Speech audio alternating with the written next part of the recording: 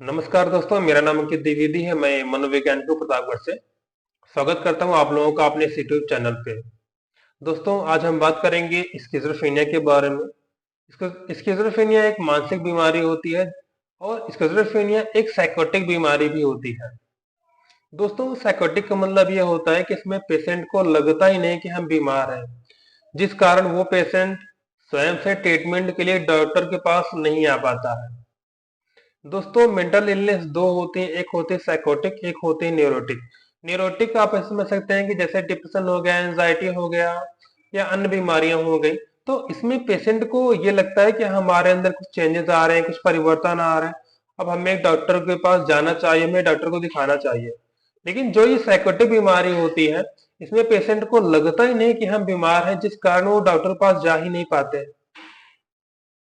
तो चलिए आज हम बात करते हैं इसके सिम्टम्स के बारे में, कि सिम्टम्स के आधार पर हम कैसे पहचाने कि हाँ, ये स्किज़ोफ्रेनिया की बीमारी हो सकती है। तो अगर किसी को स्किज़ोफ्रेनिया होता है, स्किज़ोफ्रेनिया पेशेंट जो होते हैं उनके जो अफेक्ट होते हैं, जो उनके भाव होते हैं, जो उनका इमोशन होता है, जो उनका बिहेवियर होता है, ये सारी चीजें एकदम चेंज हो जाती हैं। उनका जो कनेक्शन होता है संसार से वो कट जाता है। आप ऐसे समझ सकते हैं कि इनके जो विचार है वो अन्य लोगों की तरह नहीं रह पाते हैं। ऑटिस्टिक थिंकिंग इनकी हो जाती है। ऑटिस्टिक थिंकिंग आप ऐसे समझ सकते हैं, जैसे आप हनुमान जी को ले लीजिए एग्जाम्पल के लिए।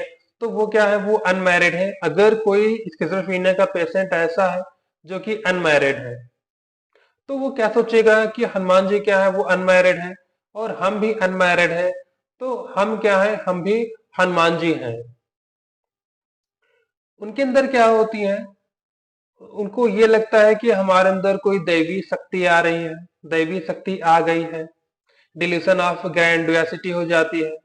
उनको लगता है कि हम क्या है, बहुत शक्तिशाली हो गए हैं, हम बहुत पावरफुल हो गए हैं।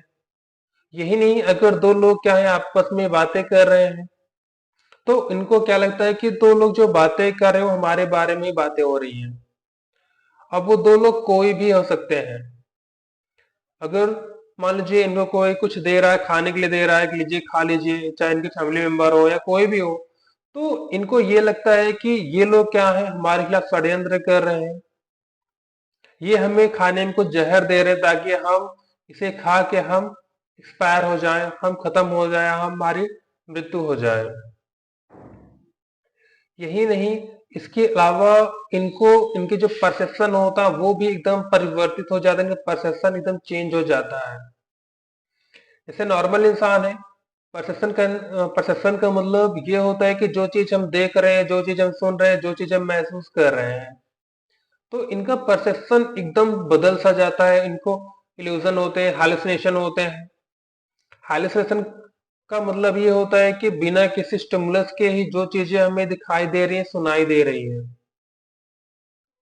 अगर कोई चीज प्रेजेंट नहीं है, फिर भी हमें वो चीज दिखाई देना या सुनाई देना, तो इनको ऑडिटरी हेलुसिनेशन भी होते हैं और विजुअल हेलुसिनेशन भी हो सकते हैं। ऑडिटरी हेलुसिनेशन में क्या होता है कि जो चीजें प्रेजेंट ही नहीं है वो आवाज इनको सुनाई दे रही हैं।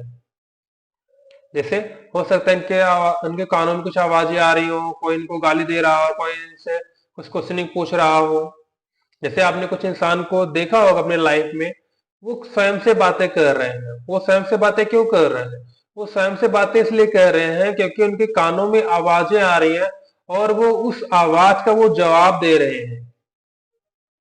कुछ लोग आपने देखा होगा जो कि गाली बक रहे हैं, वो गाली क्यों दे रहे हैं, क्योंकि उनके कानों में गालियों वाली आवाजें आ रही है, तो रिप्लाई में कई बार वो गाली भी देते हैं।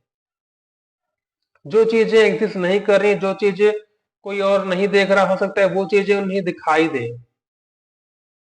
तो ये क्या होता है, हालुसिनेशन हो रहा है उनके साथ। तो उनका उनका व्यवहार, उनका व्यक्तित्व एकदम परिवर्तित हो जाता है। आपने देखा होगा, कभी कभी लाइफ में देखा होगा, आते जाते बहुत सारे लोग होते हैं जो कूड़े से बिन के खा रहे हैं। अगर आप उन्हें खाना देते हैं, फिर क्या होता है, वो हो सकता है कि फेंक दें। आप उससे कुछ क्वेश्चनिंग पूछ रहे हैं तो क्या एकदम वो मिटिज्म अपना ले, बोल ही नहीं रहे हैं, या कोई एक पोजीशन वो बना लिए हैं, उस पोजीशन पे लगातार वो खड़े हैं। ऐसे बहुत सारे लोग हैं, वो घर से भाग जाते हैं, बिना किसी उद्देश्य के ही गायब हो जाते हैं। और उनके घर वाले कई बार क्या होता है, चीजों को समझते नहीं। उनको ये लगता है कि मेंटल इलनेस नहीं है, ये कोई अन्य प्रकार की कोई बीमारी है। आप ये समझ सकते हैं, जैसे लोग ये मानते हैं कि ये ऊपरी कोई प्रॉब्लम्स है। तो वहां पे वो डॉक्टर को दिखाने के बजाय वो ले जाते हैं झाड़ फूक करवाने के लिए, और ये बीमारी क्या होती है, वो बढ़ती चली जाती है। लोग डॉक्टर पास विजिट ही नहीं करते।